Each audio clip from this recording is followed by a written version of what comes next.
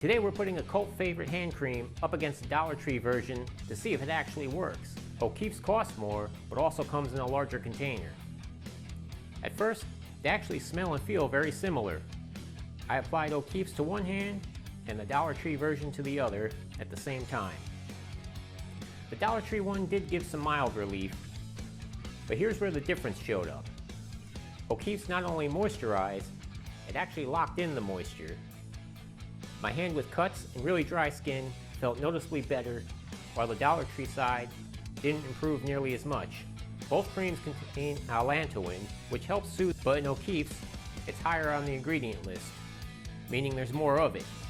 In Dollar Tree's version, it's the very last ingredient, so there's not much there.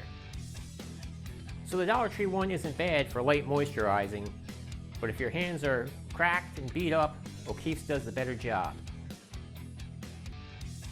Let me know which one you'd buy. I will be doing more Dollar Tree comparison videos soon.